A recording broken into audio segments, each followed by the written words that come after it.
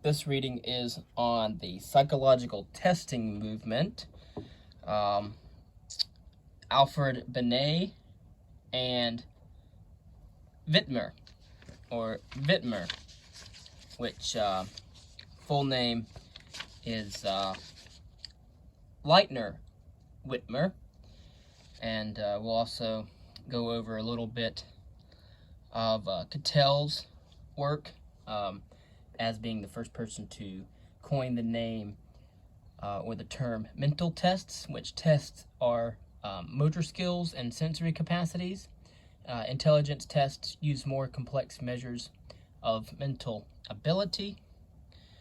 And so, although Cattell coined the term mental tests, the first truly psychological test of mental ability was developed by the French psychologist Alfred Binet, who lived from 1857 to 1911.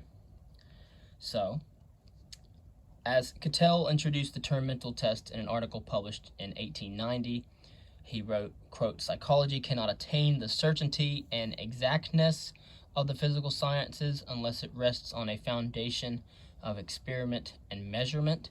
A step in this direction could be made by applying a series of mental tests and measurements to a large number of individuals." This is precisely what Cattell did.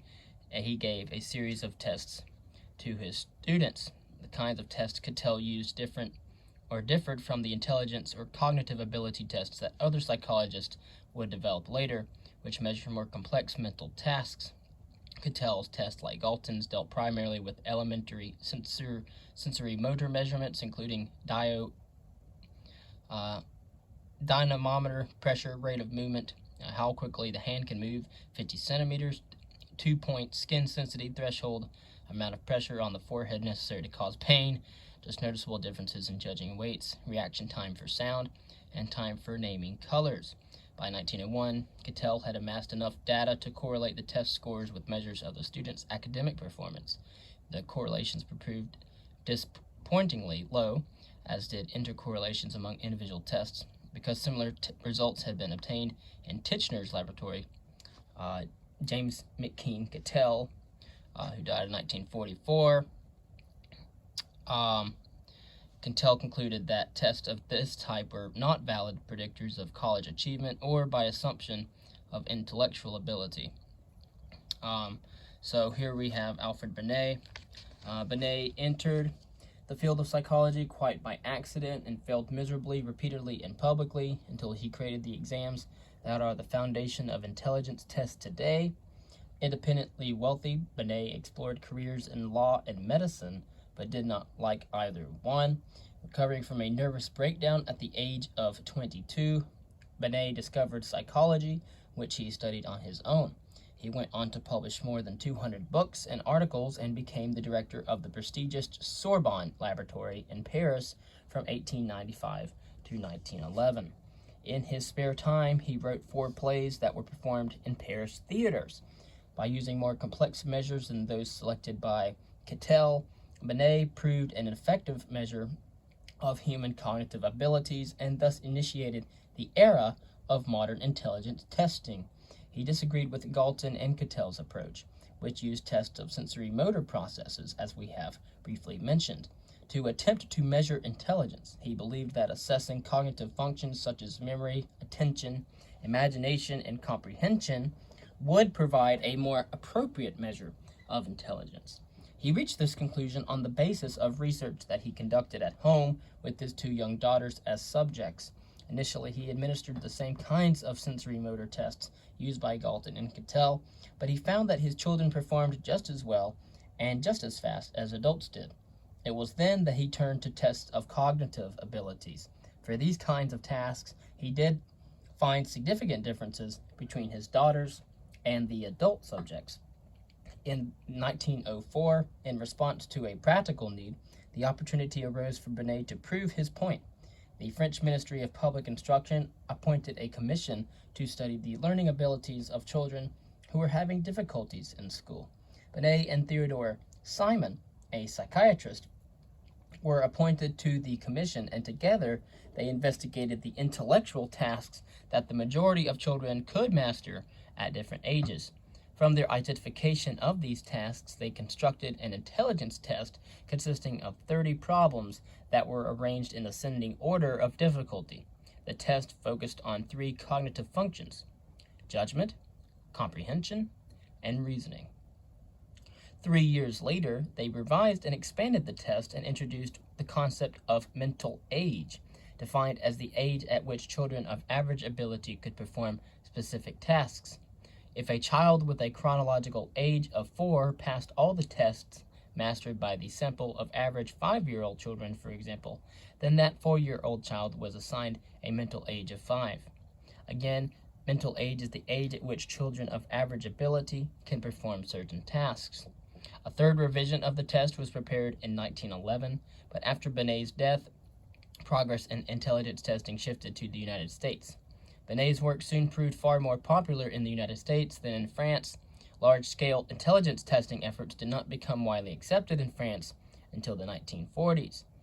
Binet's test was translated from French and presented to American psychologists in the year 1908 by Henry Goddard, who lived from 1866 to 1957, who was the only undefeated head football coach at the University of Southern California, a rare distinction for a psychologist. Goddard then earned his Ph.D. from G. Stanley Hall at Clark University, which we have spoken about earlier. Goddard later worked at a school for children who had mental disabilities. Goddard called his translation of the intelligence test the Binet-Simon measuring scale for intelligence. In his writings on intelligence testing, he introduced the word moron, which is derived from the Greek word for slow. And of course, the word idiotes, the word idiot comes from idiotes in the Greek as well. It meant to describe originally etymologically one who does not take part in political affairs. But in 1916, Louis M. Terman, who had also studied with Hall, developed the version of the test that has since become the standard. This was 1916, and Terman named it the Stanford Binet after the university with which he was affiliated, and adopted the concept of what is known as the intelligence quotient, or IQ. The intelligence quotient measure, or IQ measure, defined as the ratio between mental age and chronological age, had originally been developed by the German psychologist William Stern. The Stanford Binet test has undergone several revisions and continues to be widely used for intelligence quotient, or IQ. Again, IQ is a number denoting a person's intelligence, determined by the following formula: mental age divided by chronological age, and then that is multiplied by 100 for a percentage. On the day of 1917, the United States entered World War I. A meeting of Titchener's Society of Experimental Psychologists was also being held at Harvard University. The president of the APA, Robert Yerkes, urged the group to consider how psychology could help in the war effort. Titchener declined to participate on the grounds that he was a British citizen. He actually picked up his chair and removed it and himself from the room to avoid being involved in any further talk of the war. The more likely reason for Titchener's lack of enthusiasm is that he disliked the idea of applying psychology to any practical problems, fearing that psychology would be trading a science for a technology. And again, structuralism cared more about laboratory experimentation as opposed to actually solving practical problems in society. With an Army commission as a major, Yerkes assembled a staff of 40 psychologists to develop a group intelligence test. They examined a number of proposed tests, none of which was in general use, and selected one prepared by Arthur S. Otis, who had studied with Terman. Otis's most important contribution to testing was the development of the multiple choice type of questioning. The Yerkes group then prepared the Army Alpha and the Arma Beta. The Beta is a version for non-English speaking and illiterate people. Instead of oral or written directions, instructions are given by demonstration. So work on the program proceeded slowly, and formal orders to actually begin testing Army recruits were not given until 3 months before the war had ended. More than 1 million men were eventually tested, but by then the Army no longer needed the information, which was fortunate because the results surprised the psychologists who had carried out the program. The data revealed that far more Americans were illiterate than had been previously thought. 1 out of every 4 men who took the tests could not read or comprehend articles in a daily newspaper or even write letters home. Although the program had little direct effect on the war effort, the publicity greatly enhanced the psychology's stature, and the Army test became prototypes for many more that were devised later. Interestingly enough, that's a unique historical note that 1/4 of the people that were in the United States Army during World War I were illiterate. The psychologist's work also spurred the development of group testing for personality characteristics. Previously, only limited attempts had been made to assess personality. At the end of the 19th century, and the spark of the 20th, the German psychiatrist Emil Kraepelin, once a student of Wundt's, had used what he called a free association test, in which a patient responded to a stimulus word with the first word that came to mind, a technique originated by Galton. In 1910, Carl Jung developed a similar word association test to determine personality complexes in his patients. We will talk about Carl Jung later, after Sigmund Freud. Both of these approaches were individual personality tests. When the Army expressed interest in separating out neurotic recruits, Robert Woodworth constructed the Personal Data Sheet, a self-report inventory on which respondents were instructed to check the nervous symptoms that applied to them on the Personal Data Sheet. Like the Army Alpha and the ARMA Beta, the Personal Data Sheet, constructed by Woodworth, served as a prototype for future group tests. Psychological testing won its own victory in the war, the overwhelming public acceptance of testing. Millions of employees, school children, and college applicants soon faced batteries of tests, the results of which would determine the course of their lives. By the early 1920s, up to 4 million intelligence tests were being used every year, mostly in public schools. Terman Stanford Binet sold over 500,000 copies in 1923. The public education system in the United States was completely reorganized around the concept of the intelligence quotient, the IQ, and IQ scores became the most important criterion for student placement and advancement. Eventually, many psychologists found gainful employment developing and applying these IQ psychological tests. Some enterprising psychologists even hoped to use the intelligence quotient scores to identify potential baseball players. The great baseball player Babe Ruth agreed to be tested at Columbia University's psychology laboratory, where, in an effort to establish the characteristics that made him such an outstanding player, they measured his performance on tasks using sensory and motor skills. The tests were similar to those used by Galton and Cattell. The endeavor, however, was unsuccessful, but as one historian notes, quote, "The faith that psychology was a science capable of discovering the basis of extraordinary feats of hitting a test to the success of psychologists in establishing the public identity of the discipline, and to the faith of the informed public in the ability of science to provide answers to their questions." End quote.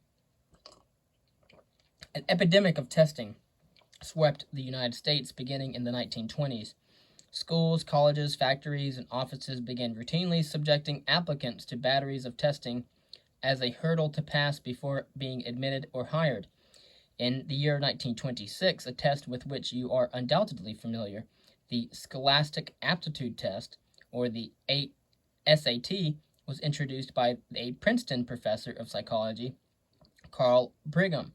He had worked on a group intelligence quotient tests for the Army in World War I, and he had thought that a test focusing on vocabulary and mathematics would be useful for selecting college applicants.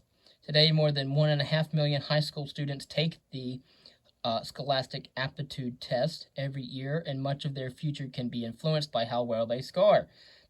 Fewer than 500 students a year will earn a perfect score. Controversy lingers over precisely what the test measures, however. Brigham wrote that the SAT scores were a measure of a person's schooling, family background, familiarity with English, and everything else. Contemporary research indicates that the scholastic aptitude test scores correlate fairly highly with grade point averages in college and, in general, with intelligence test results. Test prep schools and tutoring businesses for the SAT are now a billion-dollar industry. To lend authority and scientific credibility to their fledgling enterprise, intelligence testers adopted terminology from the older disciplines of medicine and engineering. Their purpose was to persuade people that psychology was just as legitimate and scientific as those more established sciences. Psychologists described the people they tested as patients rather than subjects. Tests were said to be analogous to thermometers, which at that time were available only to physicians. No one who lacked proper training was permitted to use a thermometer. A similar claim was made for psychological tests. Tests were promoted as X-ray machines that enabled psychologists to see inside the mind and to dissect their patients' mental mechanisms. Quote, the more psychologists sounded like doctors, the more willing the public was to accord them similar status. End quote.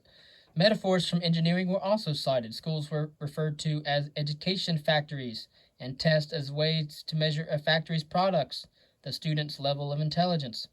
Society was linked to a bridge, and intelligence tests were the scientific tool preserving the strength of the bridge by detecting its weakest elements, its feeble-minded citizens, who could then be removed from society and then institutionalized. The growth of the psychological testing movement became part of a social controversy that continues on even into the 21st century. In 1912, Henry Goddard, who had translated the Binet test, visited Ellis Island in New York, the entry point for millions of European immigrants to the United States.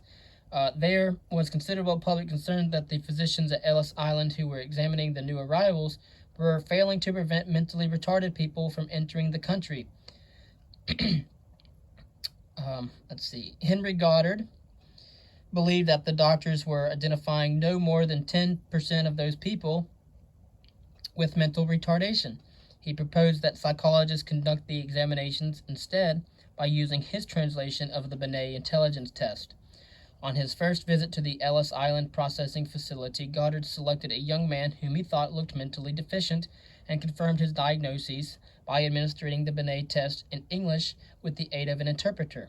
Although the interpreter pointed out that he himself could not have answered the questions when he was a new arrival in the United States, and that the test was unfair to people unfamiliar with the English language and American culture. Goddard, however, disagreed. Later testing of immigrant populations, all of which had limited command of the English language that was used in the tests, revealed, according to Goddard's test results, that the majority, 87% of Russians, 83% of Jews, 80% of Hungarians, and 79% of Italians were feeble-minded, with a mental age less than 12. But in all cases, the test was administered in English to people whose command of English was extremely poor. And in spite of that huge handicap to those being tested, Goddard's evidence from the test was later used to support federal legislation restricting the immigration of racial and ethnic groups assumed to be inferior in intelligence. However bad this was, the idea of racial differences in intelligence received additional support in 1921 when the results obtained from the World War I testing of the Army recruits were made public. The data showed that blacks, as well as immigrants from Mediterranean and Latin American countries, had lower measured intelligence quotients than whites. Only Northern European immigrants had intelligence quotients equal to those measured for whites. Of course, these findings raised questions among scientists, politicians, and journalists. How could any democratically elected government survive if its citizens were so stupid? Should groups with low intelligence quotients be allowed to vote? Should the government refuse entry to immigrants from low intelligence quotient countries? How could the notion that all people were created equal be meaningful? Of course, this was bait. This is largely contestable because they were subjecting other people of other ethnic ethnic identities to English tests and English culture. But the concept of racial differences in intelligence had been advanced in the United States as early as the 1880s, and many calls had been made for quotas on immigration from Mediterranean and Latin American countries. The allegedly inferior intelligence of American blacks had been widely accepted even before the development of intelligence tests. For example, a vocal and articulate critic of this idea was Horace Mann Bond, who lived from 1904 to 1972, an African-American scholar and president of Lincoln University in Pennsylvania. Horace Mann Bond, who earned a doctoral degree in education from the University of Chicago, published a number of books and articles in which he argued that any recorded differences in the IQ scores between blacks and whites were attributable to environmental rather than inherited factors. His research showed that blacks from northern states scored higher on intelligence tests than whites from southern states, a finding that severely damaged the charge that blacks were genetically inferior. Many psychologists responded to this issue by charging that the tests were biased, but in time the controversy faded. It was revived in 1994 with the publication of The Bell Curve. So a book titled The Bell Curve in 1994 argued that based on intelligence test scores, blacks are inferior in intelligence to whites. A preponderance of evidence shows, however, that the more soundly researched intelligence tests are not culturally biased in any significant way. Further, 52 mainstream testing experts endorsed that conclusion as follows, quote, intelligence tests are not culturally biased against American blacks or other native-born English-speaking peoples in the United States. Rather, IQ scores or intelligence quotient scores predict equally accurately for all such Americans, regardless of race and social class, end quote. A report prepared by the American Psychological Association's Board of Scientific Affairs agreed that cognitive ability tests do not seem to discriminate against minority groups, but reflect in quantitative terms the discrimination that has been created by society over time. So, we have seen that for much of psychology's history, women were effectively prohibited from seeking university positions. For that reason, many female psychologists found employment in the applied fields, particularly the helping professions such as clinical and counseling psychology, child guidance, and school psychology. Women have made significant contributions in those areas, notably in the development and application of psychological tests. Florence L. Goodenough received her PhD from Stanford University in 1924. She developed the Draw a Man test, now the Goodenough-Harris drawing test. It is a widely used test, nonverbal intelligence test for children. A pioneer in test construction, Goodenough worked for more than 20 years at the Institute of Child Development at the University of Minnesota. She published a detailed review of the psychological testing movement in 1949 and wrote several works on child psychology. Maud Merrill James, director of a psychological clinic for children in California, wrote with Louis Terman the 1937 revision of the Stanford Binet intelligence test, which became widely known as the Terman-Merrill test. Thelma Thurstone, a 1927 PhD from the University of Chicago, married psychologist L.L. Thurstone, and like many women who work with their husbands, found her contributions overlooked and uncredited. Sadly enough, she helped develop the primary mental abilities test, however, a group of intelligence tests, and was professor of education at the University of North Carolina and director of the psychometric laboratory. Her husband described her as a genius in test construction. Again, she helped to develop the primary mental abilities test battery. Psyche Cattell, who was born in 1893 and died in 1989, was the daughter of James McKean Cattell, who refused to support her college education because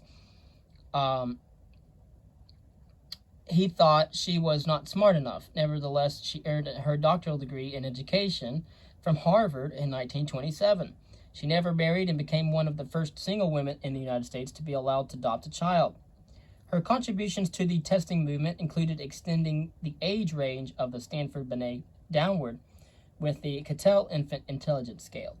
Her test could be used with infants as young as 3 months old. The long career of Anastasi, 1908 to 2001, at Fordham University established her as an authority on psychological testing.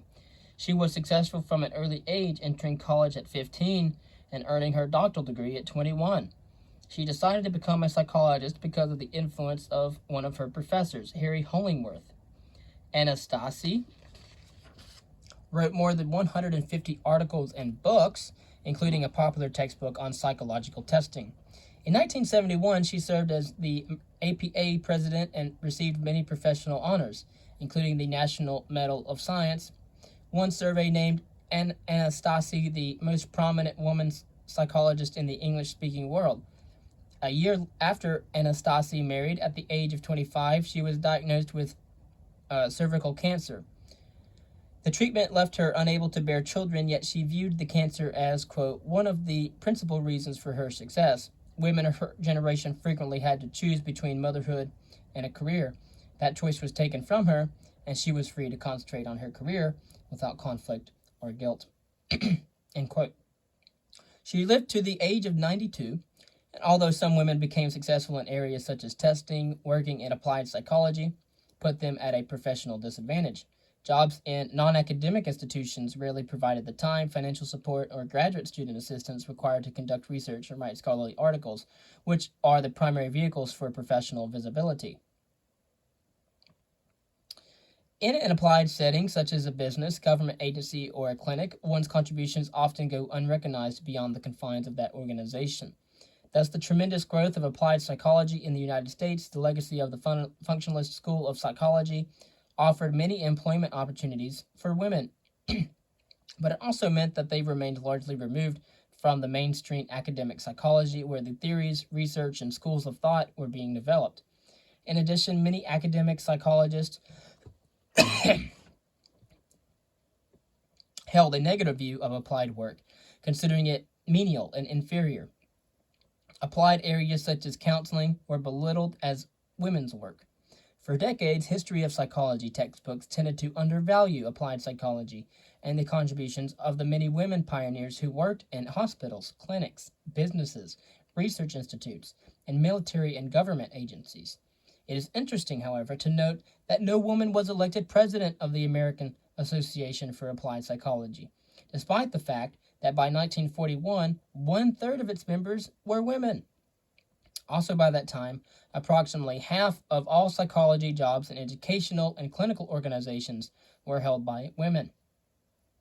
And on just a little note, here in the United States, we've had over 45 presidents, and none of them have been women. So here we have a little bit of a bias psychologically, but in any case, while Cattell, and remember his full name is James McKean Cattell, and while Cattell was changing forever the nature of American psychology by applying it to the measurement of mental abilities, a student of Cattell and Wundt was applying psychology to the assessment and treatment of abnormal behavior. Just 17 after Wundt defined and founded the new science of psychology, we have yet another of his former students using psychology in a practical manner inconsistent with Wundt's intentions. And we will go over him in the next reading. Thank you.